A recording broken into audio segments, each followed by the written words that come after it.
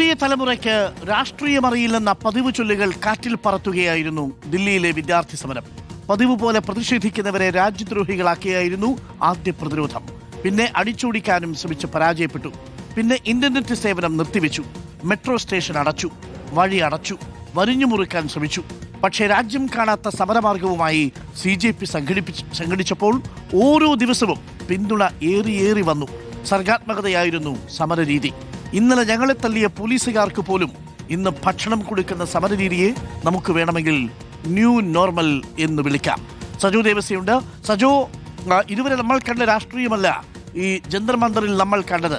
കൂടെയുള്ള സഹപ്രവർത്തകർക്ക് ആരെന്നറിയാതെ വീശിക്കൊടുത്തും ആരെന്നറിയാത്ത മനുഷ്യർക്ക് എവിടെ നിന്നില്ലാതെ ഭക്ഷണങ്ങൾ വന്നും തങ്ങളെ തല്ലിയ പോലീസുകാർക്ക് തിരിച്ച് ഭക്ഷണം വാങ്ങിക്കൊടുത്തും ലാത്തിയുമായി വന്ന പോലീസുകാർക്ക് മുന്നിൽ അറ്റൻഷൻ അടിച്ച് ദേശീയഗാനം നിന്ന് പാടിയും ആ യുവതലമുറ ഒരു പുതിയ രാഷ്ട്രീയം നമുക്ക് സമ്മാനിക്കുകയാണോ? ഒരു പുതിയ രീതി, ഒരു ന്യൂ നോർമൽ പ്രതിഷേധം നമ്മുടെ രാജ്യത്തിന് പടരാൻ പോവുകയാണോ?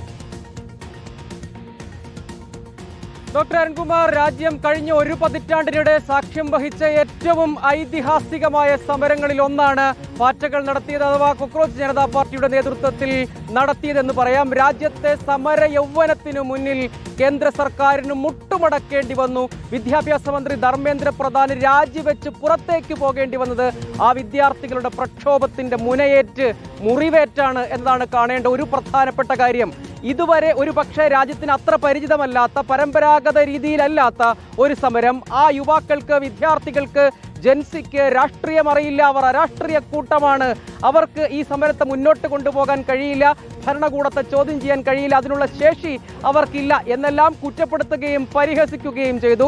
പക്ഷേ അങ്ങനെയല്ല എന്ന് ഈ രാജ്യത്തിനു മുന്നിൽ, ലോകത്തിനു മുൻപിൽ അവർക്ക് കാണിച്ചു കൊടുക്കാൻ കഴിഞ്ഞു. ചുരുങ്ങിയ സമയത്തിനുള്ളിൽ, മുൻപ് കർഷക പ്രക്ഷോഭത്തിന് മുന്നിലാണ് കേന്ദ്ര സർക്കാർ, പ്രത്യേകിച്ച് മോദി സർക്കാർ അല്പമെങ്കിലും ഒന്ന് വഴങ്ങിയത്.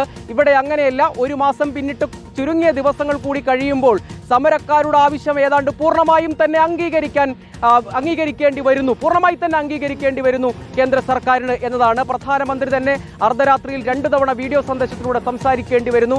അങ്ങനെ ധർമ്മേന്ദ്ര പ്രധാൻ രാജിവെച്ച് പുറത്തേക്ക് പോവുകയും ആ സമര യൗവനത്തിന്റെ ആവശ്യങ്ങൾ അംഗീകരിക്കേണ്ടിയും വരുന്നു. അവർ പുതിയ ഭാഷയിൽ, പുതിയ വ്യാകരണത്തിൽ ആളുകളോട് സംവദിച്ചു.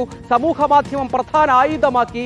രാജ്യത്തെ മാധ്യമങ്ങൾ, സർക്കാർ ഒക്കെ അവഗണിച്ചിട്ടും ആ അവഗണനയുടെ മുൻപിൽ വഴങ്ങാതെ എത്ര ലാത്തിച്ചാർജുകൾ, പീഡനങ്ങൾ, അക്രമങ്ങൾ, വേട്ടയാടലുകൾ, മാധ്യമ അവഗണനകൾ, അവയെല്ലാം മറികടന്നുകൊണ്ട് വിജയം അവർ നേടിയെടുത്തിരിക്കുന്നു. ഒരു ന്യൂ നോർമൽ നമ്മുടെ രാജ്യത്ത് സമ്മാനിക്കാൻ ജൻസി തലമുറയ്ക്ക് പാർട്ടികൾക്ക് സാധിച്ചിരിക്കുന്നു.